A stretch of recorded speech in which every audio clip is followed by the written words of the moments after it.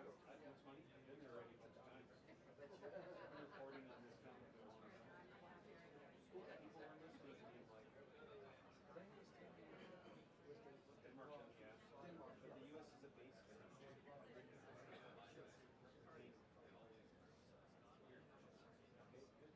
It'd be like Vietnam and Arctic. Yeah, minus 60 Celsius. The whole thing is like, I mean,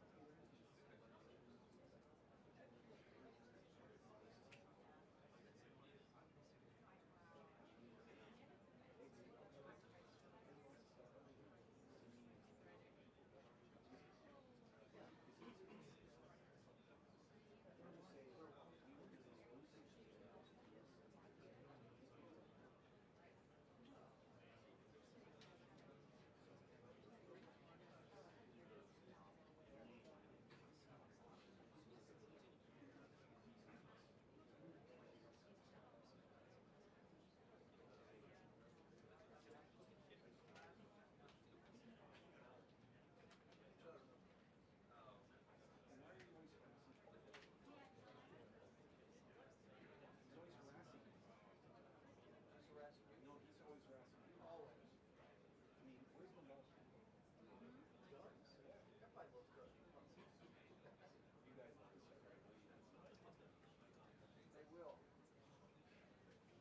Right on the head. I'm sure you break the glasses too. That'll hurt us certainly. It's an impact resistant glasses. We'll see. We'll see. Test that theory. Will has a soccer league. What good does that constantly getting things easier? Soccer fan. That's what we're about to do. Yes, technique.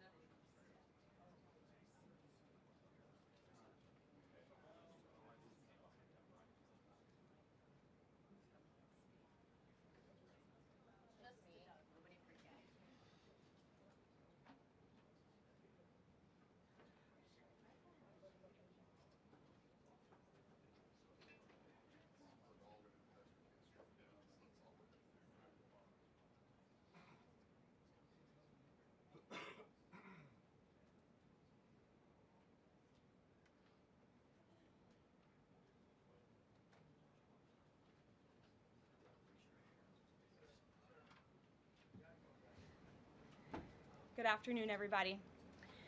Let me be clear.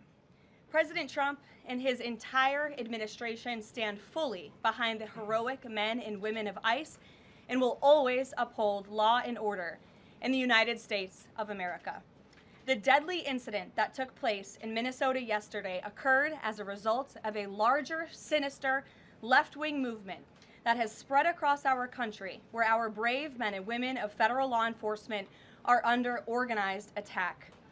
Right now, immigration and customs enforcement officers are facing a 1,200% increase in assaults, a 3,200% increase in vehicle rammings, and an 8,000% increase in death threats.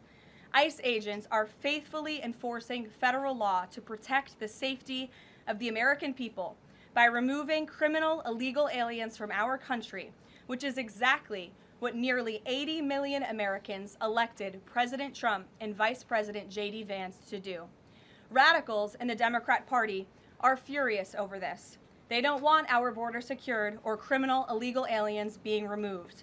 As a result, Democrats are impeding immigration enforcement operations daily, creating extremely heightened and dangerous circumstances that make it nearly impossible for the men and women of law enforcement to simply do their jobs. Democrats are calling to defund federal law enforcement agencies who are protecting public safety, and Democrats are calling to abolish ICE and defund the police. That will never be allowed to happen under this president and vice president. The Trump administration will redouble our efforts to get the worst of the worst, criminal illegal alien killers, rapists, and pedophiles off of American streets.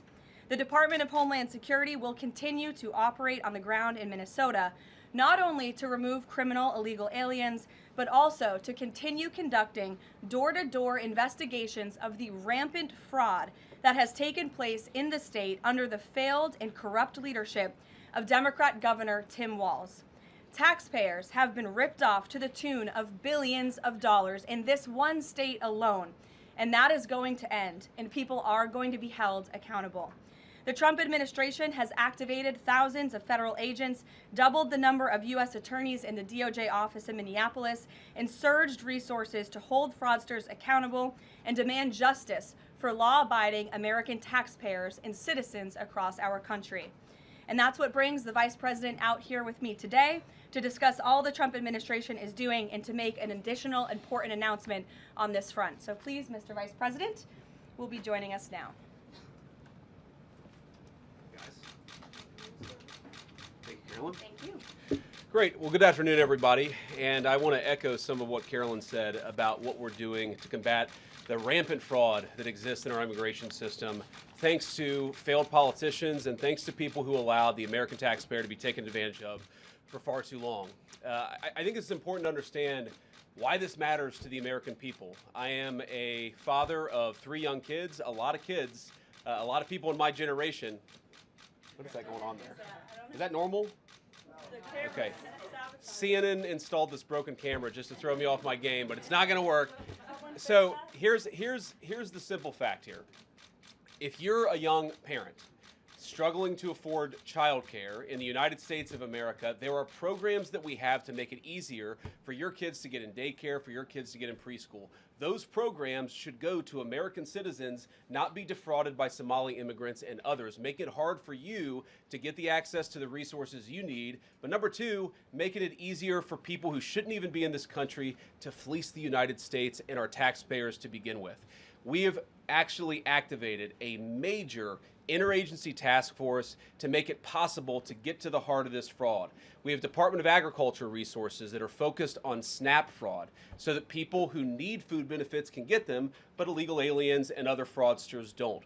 We have over 1,500 subpoenas that the Department of Justice has issued to get to the heart of the fraud ring. We've done almost 100 indictments, mostly Somali immigrants, but also a few others. And of course, we're looking in with broad investigatory authority to a number of the instances of wrongdoing that we've seen in Minneapolis. But we also want to expand this. We know that the fraud isn't just happening in Minneapolis, it's also happening in states like Ohio. It's happening in states like California. And so what we're doing in order to help coordinate this remarkable interagency effort from the Trump administration, but also to make sure that we prosecute the bad guys and do it as swiftly and efficiently as possible, is we are creating a new Assistant Attorney General position who will have nationwide jurisdiction over the issue of fraud. Now, of course, that person's efforts will start and focus primarily in Minnesota, but it is going to be a nationwide effort because, unfortunately, the American people have been defrauded in a very nationwide way. I want to thank a couple of people for their cooperation, in particular Pam Bondi, our Attorney General, first of all, for getting a lot of resources to Minneapolis to start to investigate and prosecute this fraud, really at an industrial scale. We've never seen fraud like this in the history of our country. Pam has been doing a great job to get the resources there to uncover it, but importantly, creating a job like this often takes months, sometimes even longer. When we realized that we needed this Associate Attorney General position, Pam got this person up and running in about a week. We're going to make the nomination hopefully in the next few days. We'll obviously let you guys know who that is when we do it. I've talked to Senate Majority Leader John Thune, who has promised me swift confirmation for this official, but this is the person who is going to make sure that we stop defrauding the American people. And here's one final thing I'll say about this. I've heard a lot of people say that we need a special counsel to investigate fraud in the United States of America. I actually agree, and that's what this position does. It has all the benefits, all the resources, all the authority of a special counsel, but with two crucial differences. Number one, it will be run out of the White House under the supervision of me and the President of the United States. And number two, it's actually constitutionally legitimate. As you guys may know, the special counsel statute has some major constitutional questions. When we get the bad guys, we want to make sure we get them permanently and they don't have some legal technicality they can get out of, which is why we set it up as an Associate Attorney General. I'll take some questions, but I want to make just one final observation here. When I was actually walking out here, somebody sent me a photo of a CNN headline about what happened in Minneapolis. And this is the headline. I'm just going to read it.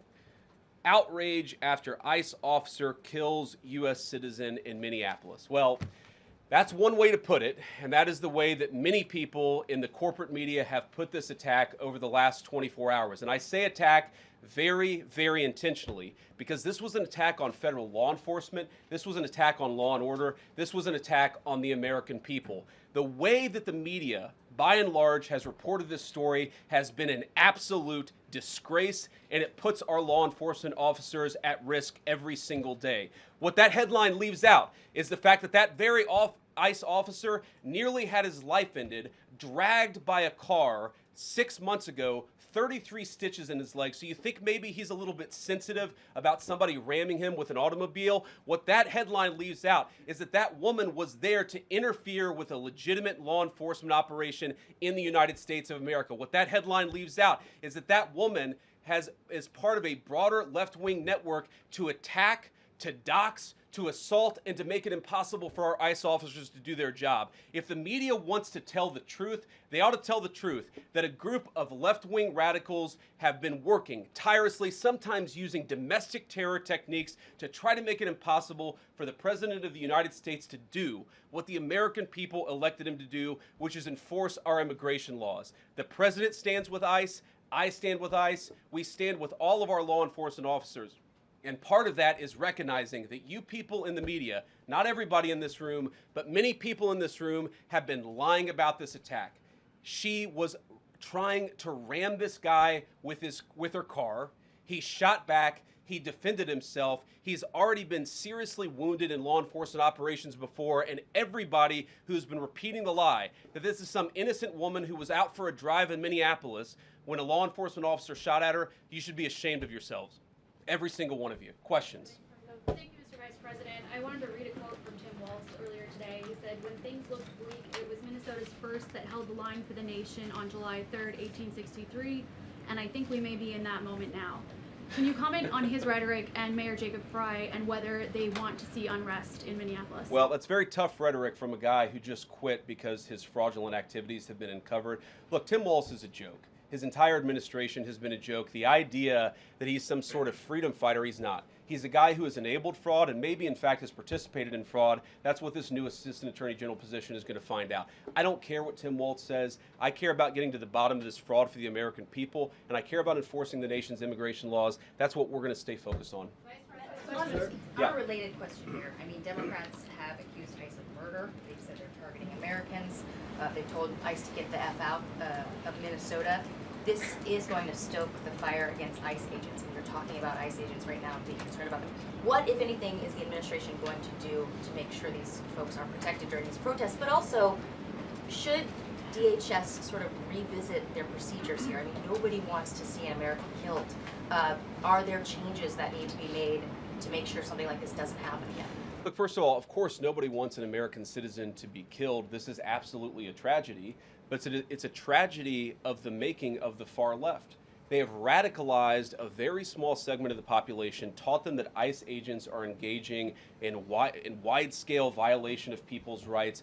What our ICE officers are doing is deporting the millions of criminal aliens that were let in during the Biden administration. So number one, we have to say, as a matter of leadership, and I would appreciate if the Democrats would join me on this, let's be honest about the fact that we have way too many illegal aliens in this country. Our ICE officers should be supported in doing their job. You're trying to actually marshal the far left lunatic fringe to engage in doxing, to try to make it impossible for them to enforce the law, and in some cases actually to engage in acts of domestic terrorism against our law enforcement officers.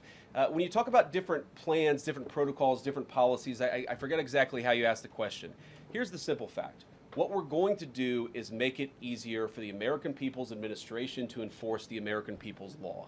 And that means that Democrats have to stop rallying the mob against legitimate law enforcement operations, and that means that we are going to get tougher, and that's what this AAG position is about. We're going to get tougher at the people who are defrauding the United States by inciting violence against our law enforcement officers. That's one of the things that we're going to do. We've already started that work at the Department of Justice, but we're going to keep on doing it, and this new AAG position is going to kick that into high gear. Vice President Vance, you just suggested that this woman who was killed, Renee Good, is part of a broader left-wing network. Who do you think is behind this broader left-wing network? Well, it's one of the things we're going to have to figure out, but here's the way that I put it. When somebody throws a brick at an ICE agent, or somebody tries to run over an ICE agent, who paid for the brick? And who told protesters to show up and engage in violent activity against our law enforcement officers?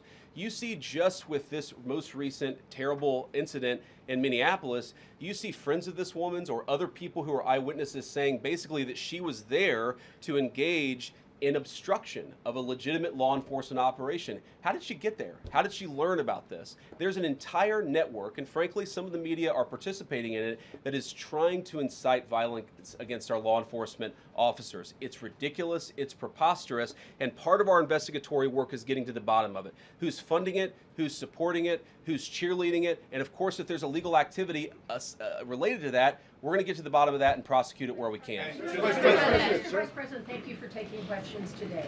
Is there a risk with you describing her as a deranged leftist, talking about very specific facts of these events, when an investigation is just beginning? Are you preempting a thorough investigation by drawing such conclusions? And have you received any information beyond the videos we've seen publicly about this individual, her specific acts, that has informed your point of view? Well, first of all, the Department of Justice is going to investigate this. The Department of Homeland Security is already investigating this. But the simple fact is, what you see is what you get in this case. You have a woman who is trying to obstruct a legitimate law enforcement operation. Nobody debates that. You have a woman who aimed her car at a law enforcement officer and pressed on the accelerator. Nobody debates that. I can believe that her death is a tragedy, while also recognizing that it's a tragedy of her own making and a tragedy of the far left, who has marshaled an entire movement, a lunatic fringe, against our law enforcement officers. I think what is clearly happening here, and it's going to keep on happening unless the Democrats wake up and say, you know what, you don't have to agree with our immigration policies. You don't have to agree with what the president or the vice president believe about immigration enforcement, but why don't you take this to the ballot box? Why don't you vote? Why don't you organize? Instead, what some of them are doing is encouraging people to get violent with our law enforcement officials. It's disgraceful, and it's got to stop. Yeah. Just to follow up on that question, and again, thank you for taking questions, Mr. Vice President. There's clearly a lot of emotion in Minnesota, across the country, over this incident. You're calling Renee Good a deranged leftist. There's been heated rhetoric that we've also heard from officials. What responsibility do you and the president have to diffuse some of the tension that we are seeing play out in Minnesota, bring down the temperature as this investigation is unfolding? What we have a responsibility to do is to protect the people who are enforcing the law and protect the country writ large. Whether you're Democrat or Republican, you deserve to have the people's laws enforced in the United States of America. Now, again, I'm not happy that this woman lost her life. I'm not happy that this woman was there at a protest violating the law by interfering with a law enforcement action. I think that we can all recognize that the best way to turn down the temperature is to tell people to take their concerns about immigration policy to the ballot box. Stop assaulting and stop inciting violence against our law enforcement officers. That's the best way to take down the temperature. And we're not going to give in to terrorism on this. And that's exactly what's happening. People trying to antagonize, to commit acts of violence. They throw bricks at them. Sometimes they shoot at them. Sometimes they dox them. Sometimes they go to their place of residence and harass their families. This is classic terrorism. And we cannot say that when a far left fringe is inciting violence against our brave law enforcement officials, that we're no longer going to enforce the law. That's rewarding the very people who are engaged in this garbage. The actual reward that they just got is a new assistant attorney general who is going to prosecute and investigate this stuff even more aggressively than before. Yeah. Thank you, sir. Thanks for taking my question. So the head of Minnesota's investigations agency says that the U.S. Attorney's Office has essentially cut off the state investigations agency's access to the investigation. What is the precedent for that, and why shouldn't the Minnesota officials on the ground have access and evidence to work on this investigation? First of all, I wish the state officials in Minnesota would investigate why you have so many people who are using their vehicles and other means to actually interfere with a legitimate law enforcement operation. The precedent here is very simple. You have a federal law enforcement official engaging in federal law enforcement action. That's a federal issue. That guy is protected by absolute immunity. He was doing his job. The idea that Tim Walz and a bunch of radicals in Minneapolis are going to go after and make this guy's life miserable because he was doing the job that he was asked to do is preposterous. The unprecedented thing is the idea that a local official can actually prosecute a federal official with absolute immunity. I've never seen anything like that. It would get tossed out by a judge. So what I'd like Minnesota to focus on is the real issue that they're encouraging people. Minneapolis officials are encouraging people to commit violence against ICE officials. It's ridiculous. It's got to stop. Go ahead. Mr. President, thank you. You said earlier that there's a left-wing network to attack, to dox, to assault, and make it impossible for ICE officers to do their job. You told my colleague just now that there's an investigation going on into that network. Yep. So if everything that you say is true, how does being part of that network justify being shot?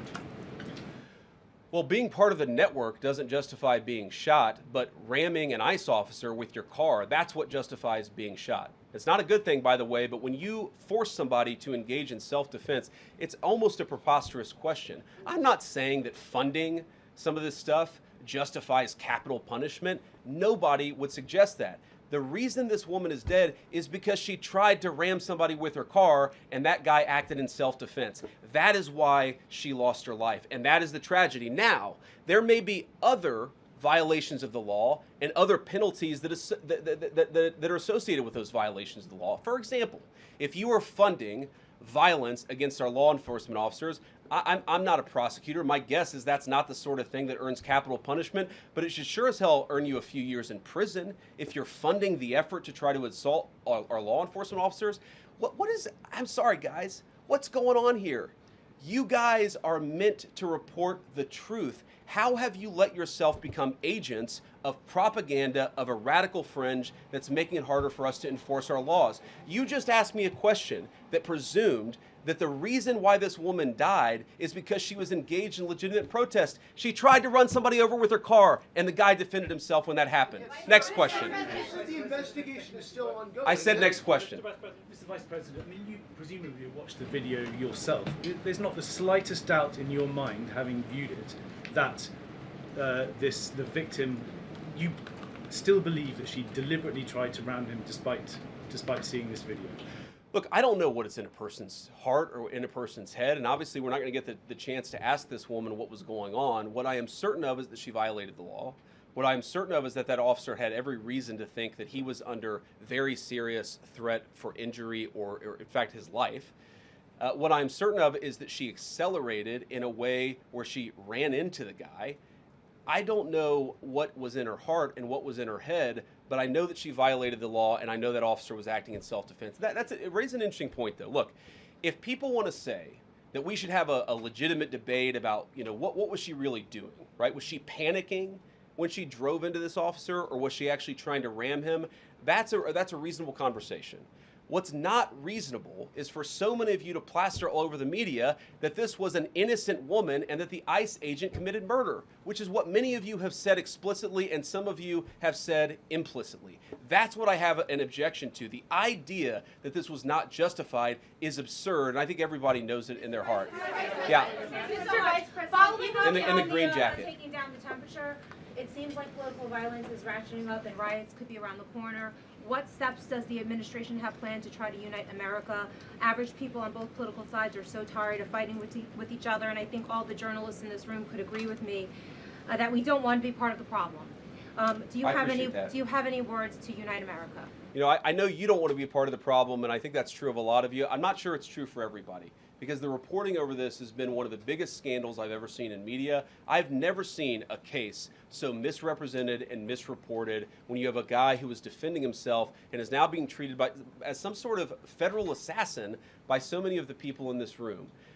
First of all, let me say about crime. You mentioned violence. One of the things we're proudest about is that you saw violent crime over the last year drop by 20%. Why is that drop by 20%?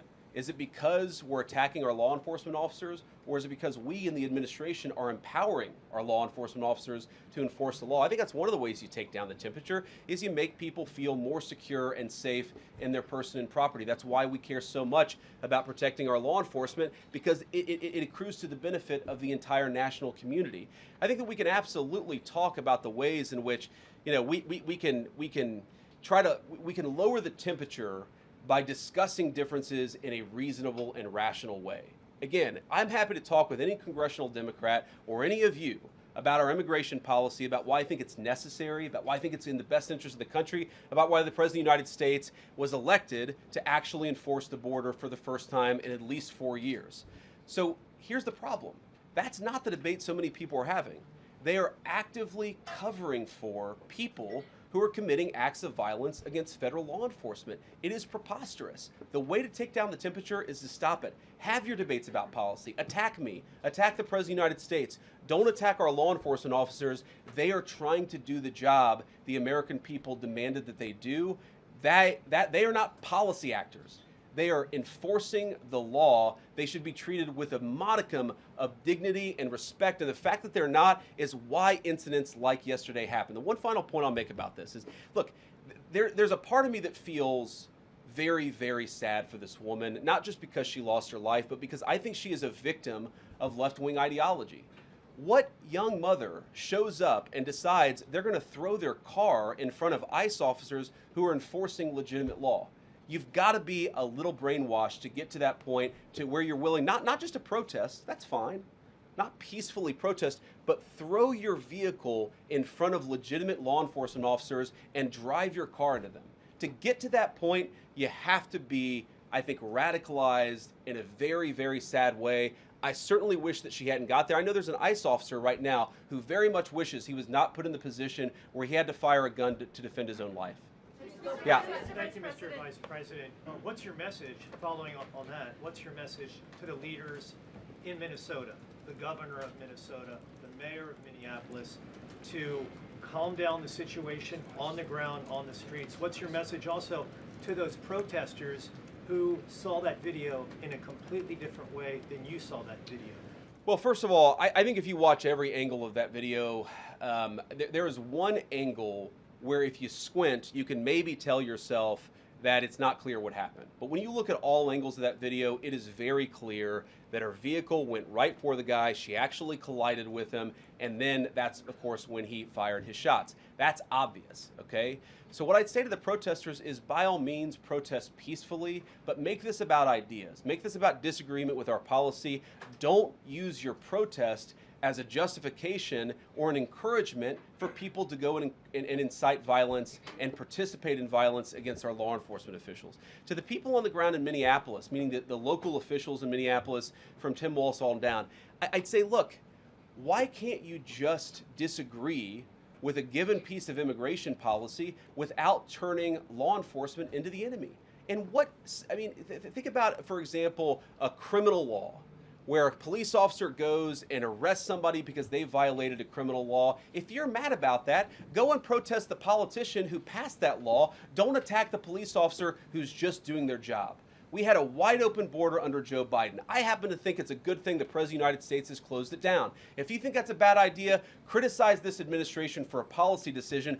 Don't attack our people for enforcing the law, because I guarantee you go to ICE, there are black people and white people, there are Democrats and Republicans, they are patriotic Americans who are trying to enforce the law. Attack me, lay off of our ICE agents. Yeah, in the blue, all the way, yeah. Yeah, thank you, Mr. Vice President. You've called on Tim Walz to resign. Can you lay out the case as to why he should step down? Well, look, I think Tim Walz should resign because it's very clear either that he knew about the fraud in Minneapolis, he knew about the welfare fraud, or at the very least he looked the other way. I mean, this is not like Lex Luthor, right? This is not movie villain fraud. This is the lowest IQ possible fraud. This is, we're going to take the absence of kids and set up a daycare center where there are no children, and we're going to call our early childhood education center the Quality Learing Center. By the way, if you can't spell learning, maybe you shouldn't be in early childhood education. But people got rich off of this. We know that there were schools who either had no enrollment or at least they overstated their enrollment. Tim Walz, either it was unbelievable incompetence or he was in on the fraud. That's one of the things we're going to get to the bottom of. Sir. Thank you, Mr. Vice President. Can you explain the difference between this Associate Attorney General and a special counsel? And do you envision this being a permanent position or having more of a limited scope? Well, it's going to be permanent until we get to the bottom of what's going on, so I think it's going to last for at least the remainder of the administration. What's different about it from a special counsel is, if you remember, the Jack Smith case where the special counsel was found unconstitutional, one of the big issues there is that that person was not an appointed person, completely aside from all the other issues that the person was a lunatic and that the case had no merit. There was a fundamental constitutional issue, which is that he had not been appointed by the president and he had not been confirmed by the United States Senate. An assistant attorney general, what that's going to allow us to do is appoint this person, have them confirmed by the Senate. That's one difference. The more substantive difference is that this person is going to be part of a very broad interagency White House that's being led from the President of the United States on down. And that's going to give him the resources, the access to material and information to make this person more effective. I think a lot of people have asked, how are you really going to get to the heart of the fraud? We've been asking ourselves that question for the past couple of months, and we think this is the critical piece at the Department of Justice to really ramp this fraud investigation into high gear. In the red tie, yeah. Vice President Vance, I wanted to ask, what's your message to far leftist agitators who feel emboldened to obstruct ICE activity in Minnesota and around the country? Well, I think they shouldn't feel emboldened because now they have an assistant attorney general who is going to prosecute and investigate their fraud and their violence more aggressively than it has ever been investigated in the United States of America. We are doing so much to try to find the financing networks and the domestic terrorism networks that legitimate this violence, that fund this violence, and that, of course, engage in the violence. These people should not feel emboldened because they have, for the first time, maybe in American history, an administration that is not going to tolerate political violence of any kind from anywhere. Yeah. We not clear today that the entire weight of the federal government is behind these ICE agents and this ICE agent in particular. There is still a federal investigation happening on the ground. Does that mean that they are not looking into this ICE agent at all? They are just focused on the woman who was in the car? What is the investigation if the federal government has already determined that its weight is behind this ICE investigation? So what do you mean? When you say investigation, do you mean investigation of the shooting yesterday or of the fraud that's happening in Minneapolis? Yesterday. Okay, look, DHS, as I understand it, has an investigation already ongoing. I know that other organs of our government are looking at this. So yes, there's certainly an investigation that's happening right now. But as part of the broader fraud investigation, a lot of what we're doing with the Department of Justice has already started. We've got over 1,500 subpoenas. We've got people this morning, actually, we're going door to door to actually knock on some of these fraudulent care centers, these fraudulent social services organizations to get to the bottom of what's going on there. So the investigation in some ways has already been ramping up into the anti-fraud element for at least a few weeks. What we're trying to do is supercharge it and make sure there's a designated person within the Department of Justice who completely controls that particular focus. Yeah. Just to follow up on that, Mr. Vice President, on the agent, is he still on duty or has he been placed on leave, on administrative leave? And what really was the target of the operation on Wednesday? Of the ICE operation on Wednesday? Well, first of all, it was a legitimate law enforcement operation. We were going door to door to try to find criminal illegal aliens and deport them from the United States of America, because if you come to our country illegally in violation of our immigration laws, then we have the mandate, and in fact we have the legal duty to enforce those immigration laws. Whether he's been placed on administrative leave, I don't know the answer to that question. I'd refer it to the Department of Homeland Security and they can follow up. I will say, look, I would appreciate everybody saying a prayer for that agent. Look, in the past 6 months, he has been hit twice by a motor vehicle. One time, the first time, it led to over 30 stitches and very serious injuries to his legs. This is a guy who's actually done a very, very important job for the United States of America. He's been assaulted, he's been attacked, he's been injured because of it. He deserves a debt of gratitude, and I think the media prejudging and talking about this guy as if he's a murderer is one of the most disgraceful things I've ever seen from the American media. Yeah. Vice President, what is your specific role in the future of Venezuela? And I'm wondering, could you confirm reports that the Director of National Intelligence, Tulsi Gabbard, was kept out of the planning for the operations because of her past concerns about military involvement in Venezuela? So I've heard a couple of things. One, that I was kept out of the planning for the Venezuela operation, that's false. And another, that Tulsi was kept out of the planning for Venezuela operations, that's completely false. Look, we're all part of the same team. And one of the things that is really amazing about that operation is that we kept it very tight to the senior cabinet level officials and related officials in our government, and we kept this operation secret for a very long time. I'm very proud of that. I think it suggests that the team works very well together. Well, looking ahead, what is my role? Look, my role is going to be whatever the president asks me to do. Well, every single, or I should say every other day, I'm chairing the meeting that we do on this among White House principals to talk about next steps to try to ensure that Venezuela is stable, and as the president has directed us to do, to ensure that the new Venezuelan government actually listens to the United States and does what the United States needs it to do under our country's best interest. So I'm going to be as involved as the president wants me to be. So far, that's been very involved, and I'll keep on doing that so long as the president asks me to do it. In the purple.